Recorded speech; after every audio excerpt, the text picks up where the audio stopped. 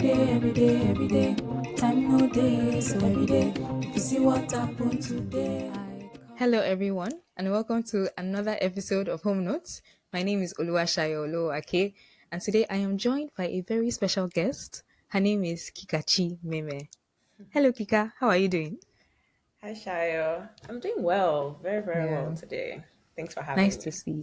Nice to see you, and nice to Very have nice you. to see you too. It's been a while. It has, honestly. For those who don't know, I know Kika. I know Kika from Vancouver. It's just that's why it's been a while. Honestly, yeah. But so for the sake of our viewers, can you introduce yourself?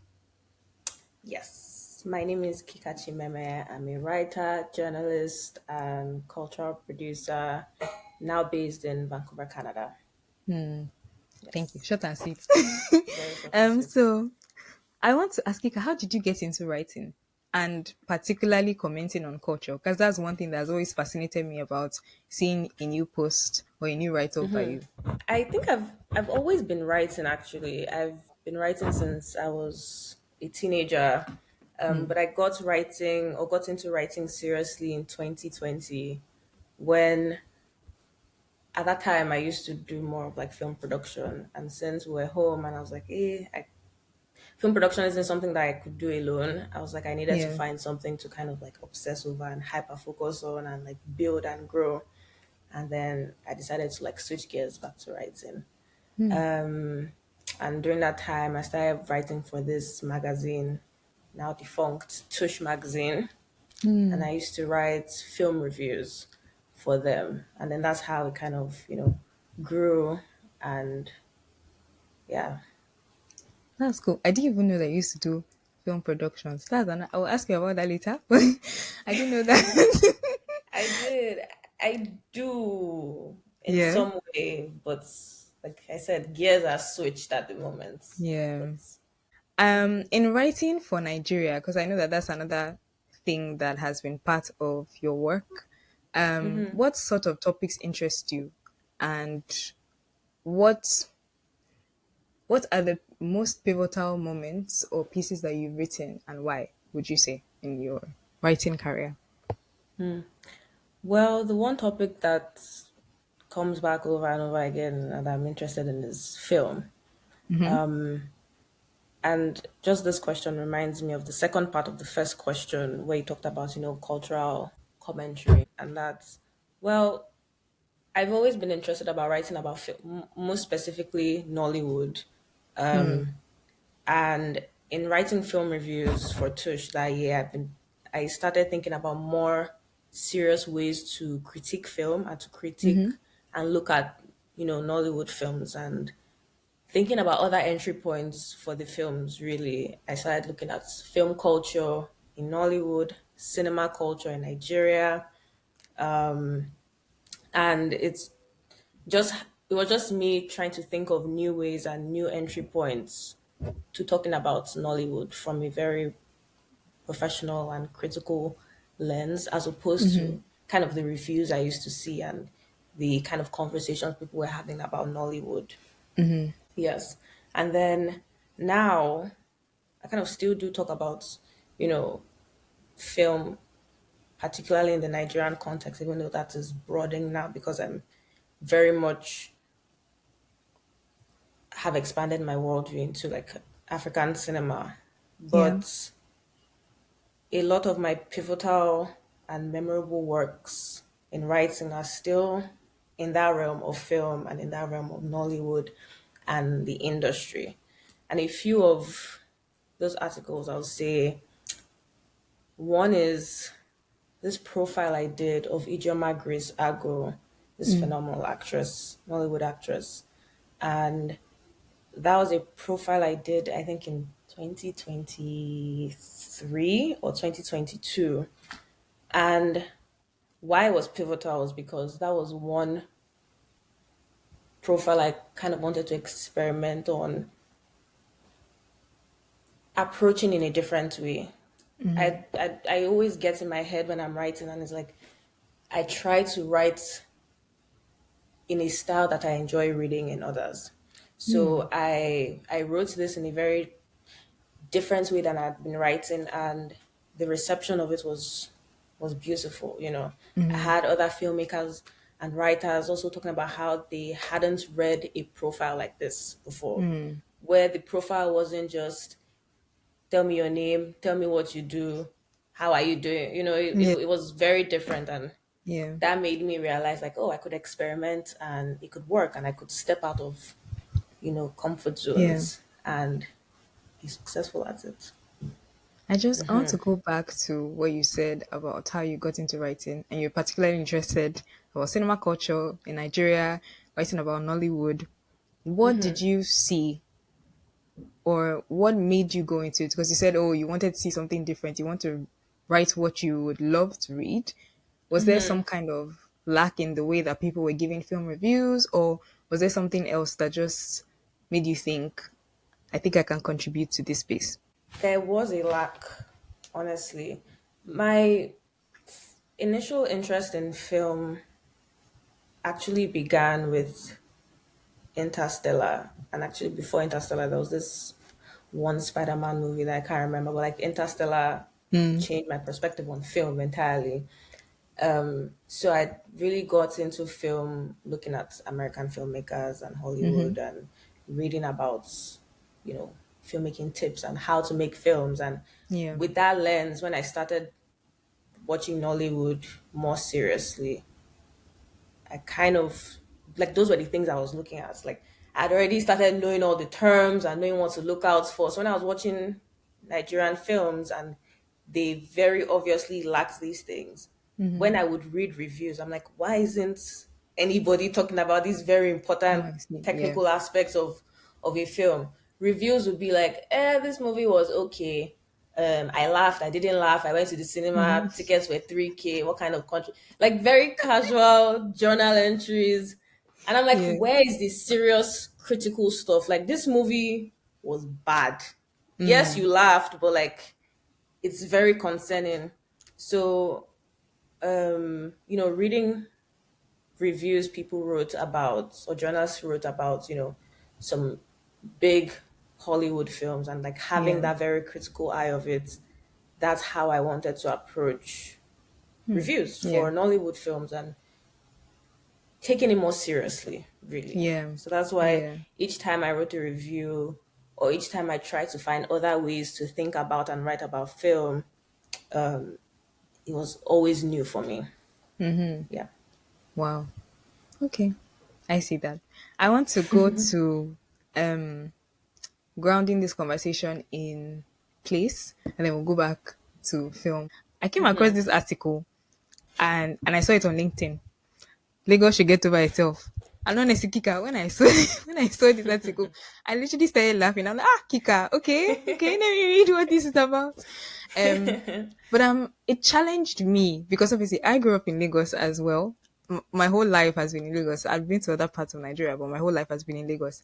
And so just reading that and being, I guess, challenged to think about this same city and the kind of emphasis we put on it in a kind of new way that is probably more productive was good for me. But I think I want you to talk a bit about what inspired that article and to weigh in on that the more aspects that you're trying to get at, like seeing Nigeria beyond its economic and cultural center, which is Lagos.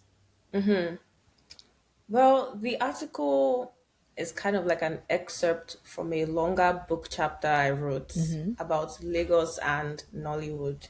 Yeah. And that book chapter isn't out yet, it's still in the works for like Okay. a larger book about Lagos and Nollywood. Yeah. But in that chapter, I was thinking about or writing about Lagos's relationship with the film industry. And I brought out that excerpt to kind of talk about that as well. It was a very snarky, sassy essay because despite the criticism, I love Lagos very much, but it's also like, okay, but it's not just Lagos. Yeah. There's even something about saying it, that it rolls off your tongue very well. You see a book, you see a film, and they throw in Lagos like a very sweet word that just sells and immediately Yeah. like makes you perk up like, oh, Lagos. Yeah. But it's yeah, I was just like, I love you, but calm down, that kind of thing. Like, Yeah. there's more to the country than that. And it was also just really allowing or reminding us that we need to look at other states and other cities that contribute to the cultural fabric of the country, because Lagos Yeah. is a melting pot of everything in the country. Like, Lagos culture is just bits and pieces from different other cultures and states in the country. So it's reminding us that we should kind of turn our gaze from Lagos to, I guess, the other states that kind of like contribute, and like that are the origins of some of the things that we love about Lagos in Yeah. some way.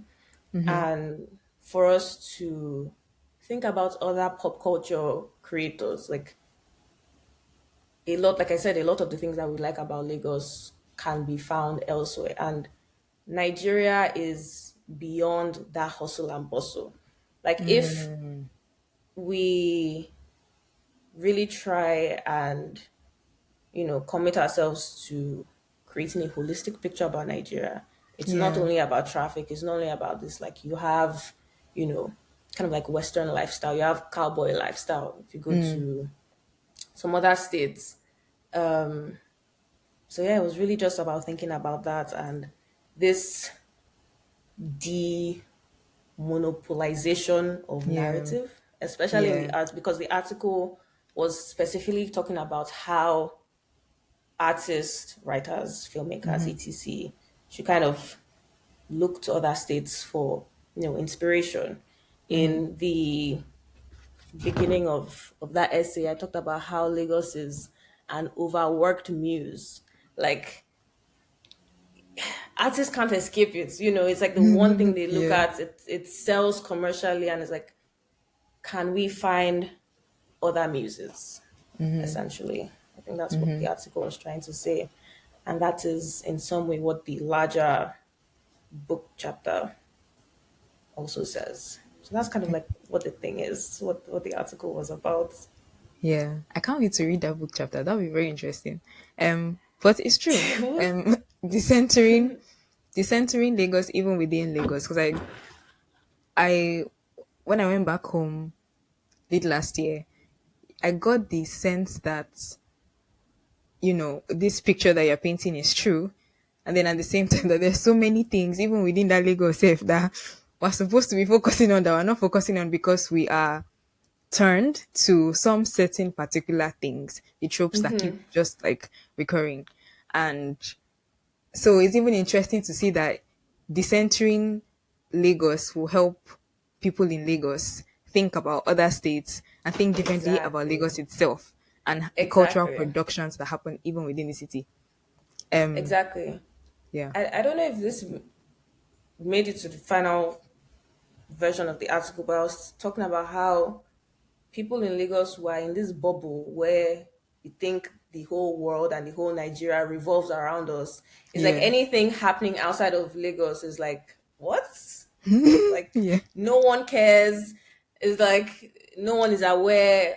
All the yeah. problems begin and It's end in true. Lagos, and it's like you need to burst that bubble and look beyond you. And again, I don't know if this made it, but I also was thinking about how like Lagosians are the Americans of Nigeria, where we think again everything revolves around us, and our arts and culture is the beginning and the end of Nigeria, but really is not. And it's like looking to other states who are, doing the work of really like pushing their own cultural landscapes Yeah, to a global stage in some efforts. Like if you look at yeah, Ake Book Festival, which I don't think holds in Lagos, but I know I made mention of it, or like yeah, no, Ibadan Indie Film Fest.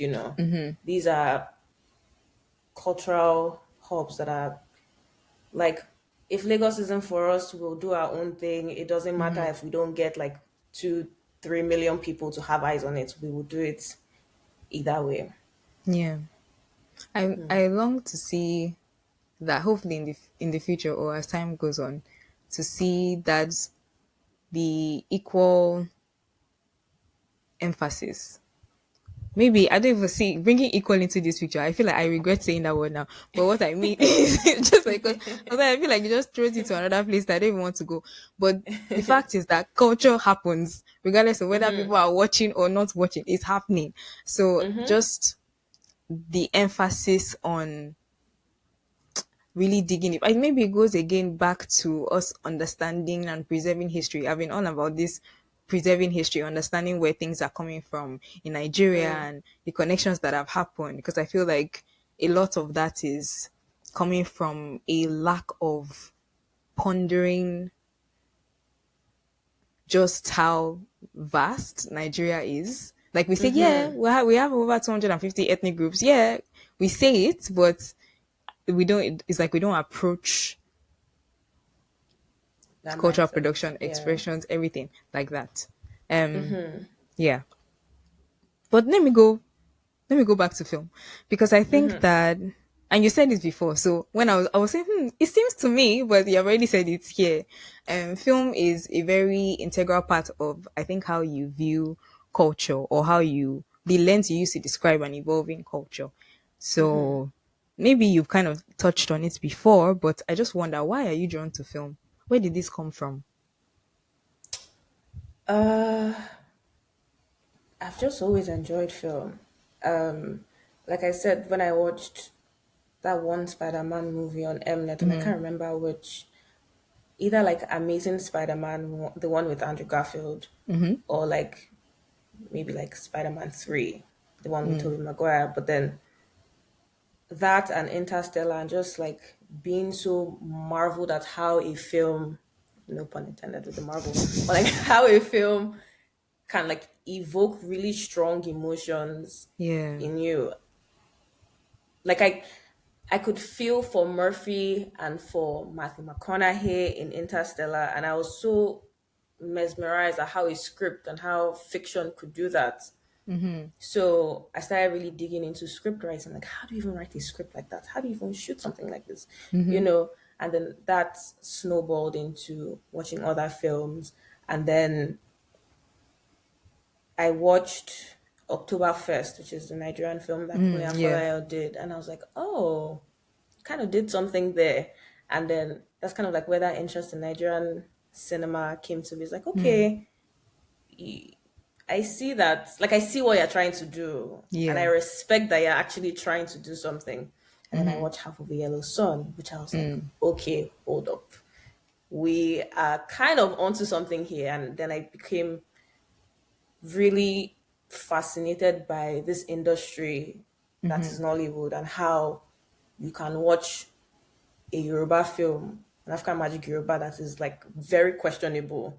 And then right after that, you watch a film like Half of a Yellow Sun, and that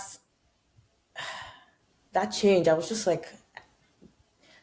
marveled really by Yeah. how diverse isn't the right word, but just like how this spectrum of filmmaking in Hollywood is so vast. I Yeah. think that's the word. Is like Yeah. you have the people doing the big budget and really respecting the craft, and then you have people that are just like making things for people to enjoy. Yeah. So that's kind of like where it all began, and like continually discovering more facets to the industry and why the industry runs the way it does. It's an enigma that I don't think anybody will be able to understand. It is very unique to Nigeria. And that again has snowballed into watching other films from other African countries, you know. Yeah.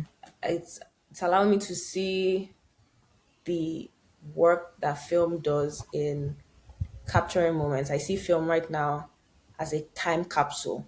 It's like it's a good way to also see how we see ourselves, especially in Yeah. Nigerian cinema. It's like this is how you guys look like. And sometimes if people are like outraged by film, it's like, but this is what you actually look like. And I think one thing is like Nigerians are kind of coming to terms with seeing themselves on screen.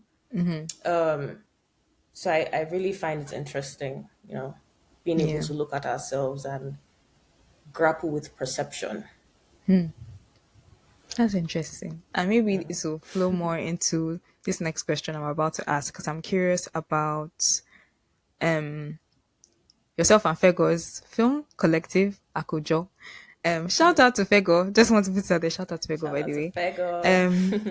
Um, I love this thread of seeing film as a time capsule. So I want to ask, before I get to contemporary cinema first, I want to ask about how that translates for you and for Fego, for example, with the work that you do in Vancouver and you just curated at VIFF, Vancouver International Film Festival, you and Fego, Curating. and Still on. curating, oh, it's still on, sorry, It's still on, still yeah.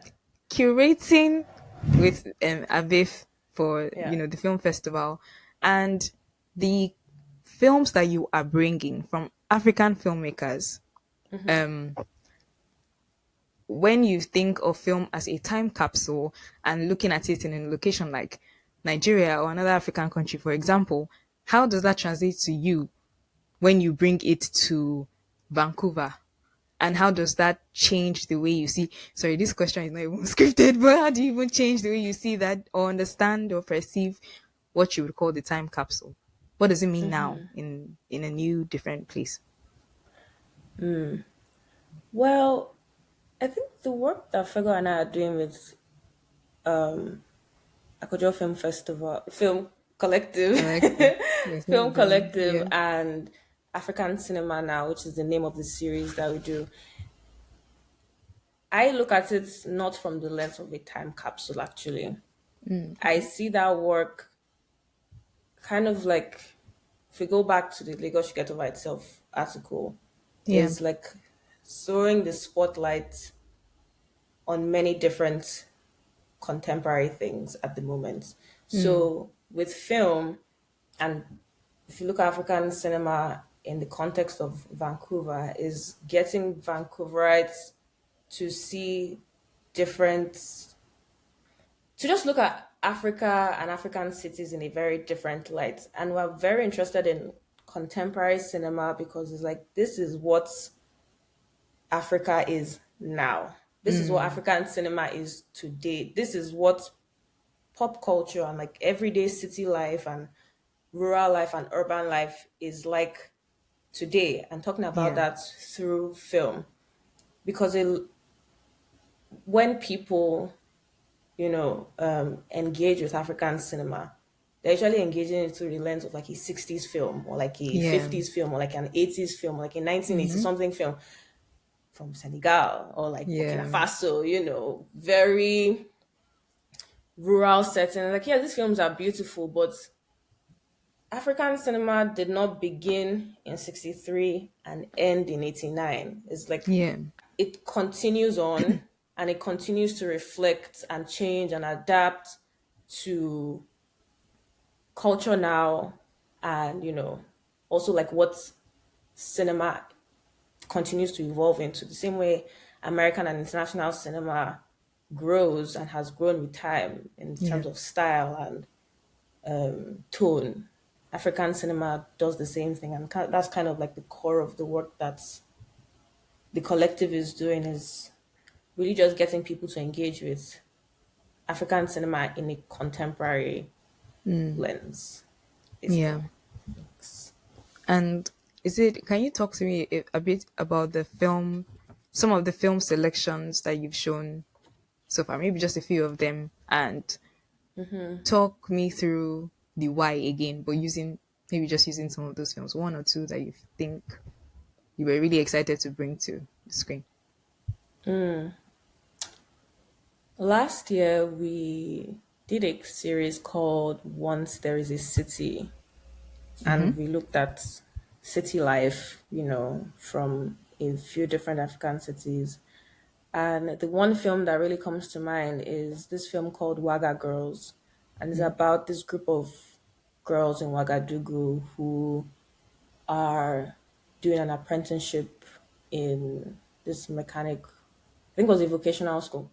Anyway, that film stood out to me because of how it wasn't a documentary, but it was very mundane and how, you know, in one part of Ouagadougou, these are just like very ordinary girls who this is their everyday life. Like Mm-hmm. this is them. I won't even say chasing a dream because I'm just thinking about like imagine you're doing summer school, how Yeah. ordinary it is, and like how your Yeah. life is kind of just in that moment. You can't even see beyond next week, that kind of thing. Mm. And I really enjoyed that film just presenting that, that Mm-hmm. people don't have to have this grand thing always Mm. happening in their life for life to be interesting or for Yeah. life to, or for your experience to kind of feel valid or like Yeah. worth telling a story. That is one film I really enjoyed. Another film we showed recently, and this was in our series that we did in February about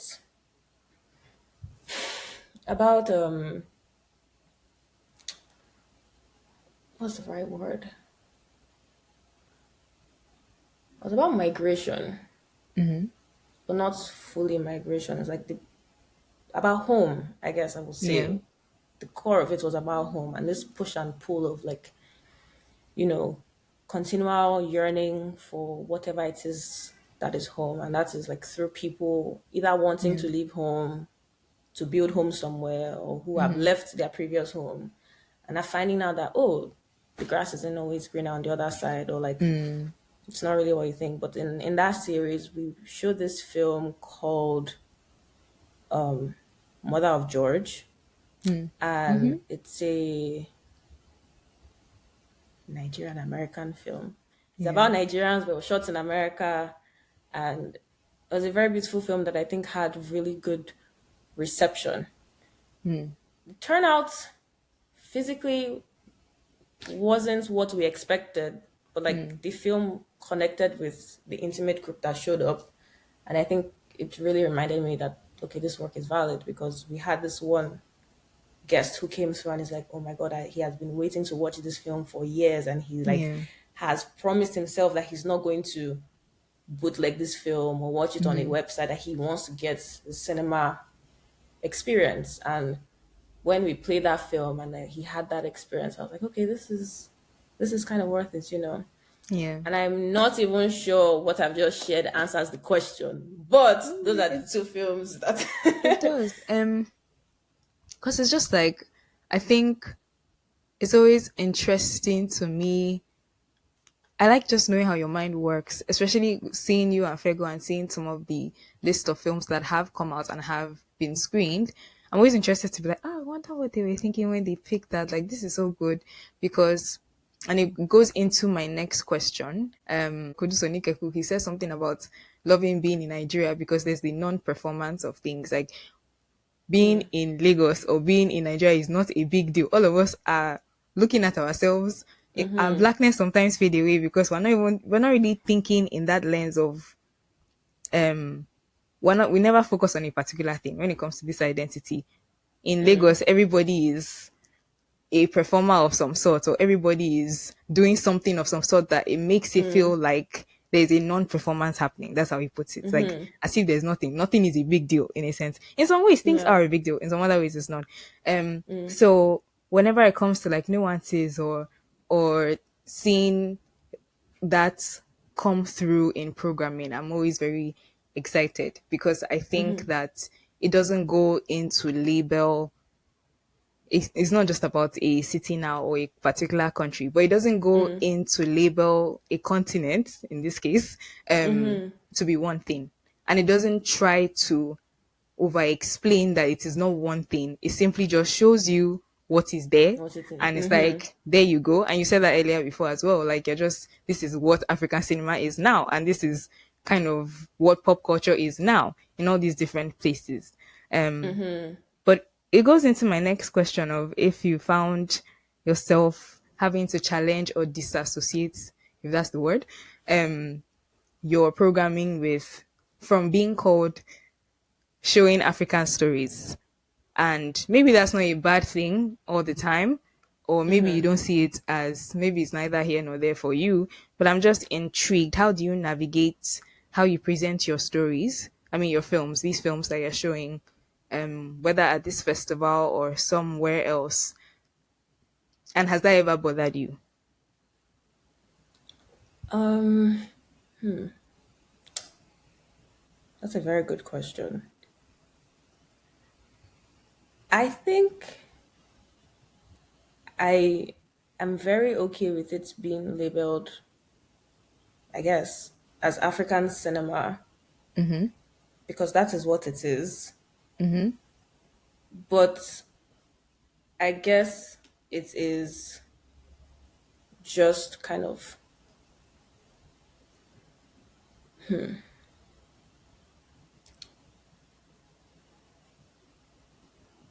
I'm trying to not use words that are like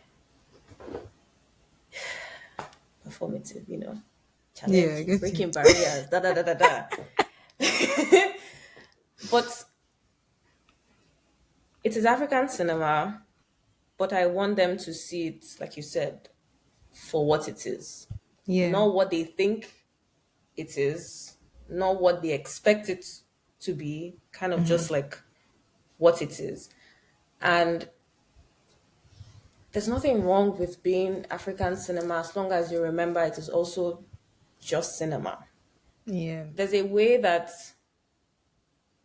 and it's in certain contexts where people are like, oh, but this is African cinema, in a way to like other it, Mm-hmm. which I don't buy into and I don't, you know, accept or allow in some conversations. But then to fully disassociate and be like, oh, it's not African cinema, it is always also just cinema. I don't think that is also true and fair because Mm-hmm.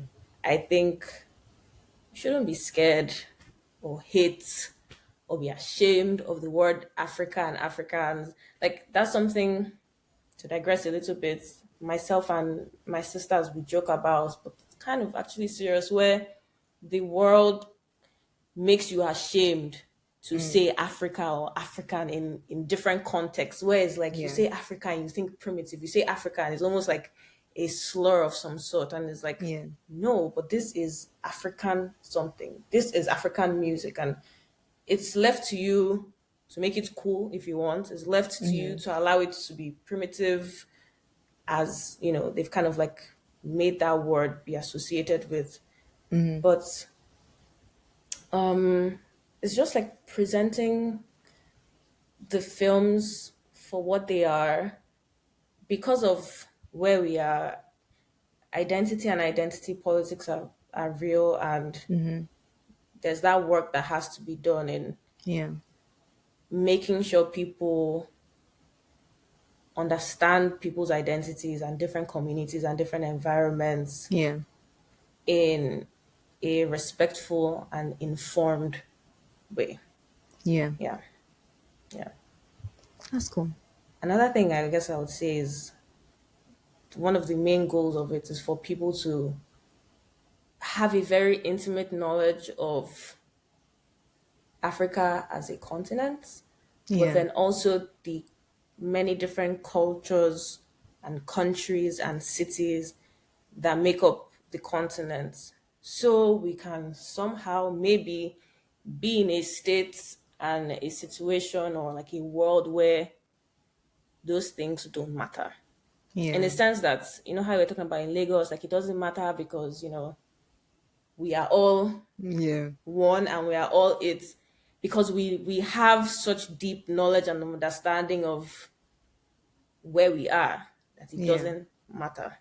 Yeah. It doesn't sometimes, or I would say sometimes it doesn't matter that you're Igbo, Yoruba, or Hausa. Yeah. We're still just there. Mm-hmm. And I think if on a global stage we kind of have intimate knowledge of, different cultures, at some point it may not really matter in some contexts Yeah. that this is Nigerian or this is Ghanaian or this is South Africa, you know, Mm-hmm. because you have, deep knowledge and understanding Yeah. of what it is. Yeah. And then it transcends into appreciating it for the value that it brings to, certain things like it's horror. Is Exactly. this. And you're like, yeah, it's set in Nigeria. Well, it's set in Ghana, yeah. And it's set in this particular place, but yeah. is It's horror. still just, And yeah, exactly. yeah, that's this, and yeah. But yeah, I really don't think Kika, thank you. I'm really just still processing slowly, but I always like to ask that question because I think being thrown into living in Nigeria, then living outside of Nigeria, being thrown into that world where all of a sudden identity is seen in a different perspective that I'm not used to, then shakes you up and you're like, oh, okay, I guess I'm this now. Oh, I guess, oh, okay, I'm trying to figure it out. But I think you put it well. You put it really well in saying that there is a balance to things. And in a sense, those two can work hand in hand to then eventually make sure that we then see the thing for what it is. Thank you Yeah. for your time. That's like the end of my questions. And I'm like, how is it over yet? I feel like, should I'm I have more questions to ask you? I'm surprised that it is. I'm actually surprised that it is. But honestly, Kika, thank you for your time. This was great. Thank you. This And was fun. This yeah, was and actually whenever fun. that book or book chapter comes out, please plug it so that the rest of us can read. Trust me, I will. That's the Yeah. longest thing I've ever written, Oh and my gosh. Yeah. the fact that I was accepted is like, okay, maybe I That's do have something to amazing. say, you know? Yeah, of So it course. would be out there. I'll try and be annoying about it. Yes, please. Please do. Honestly. Thank you so Yeah. much, Kika. And for the Thank you, viewers, stay Sharon. tuned for another episode. Okay, everyone. Yes, absolutely. Bye for Bye, now. everyone. Them no say we day, we come night and day. Sister pave the way, so I no hesitate. Brother tell me say, make I no come exclaim. Cause this gist it day, yes this gist it day.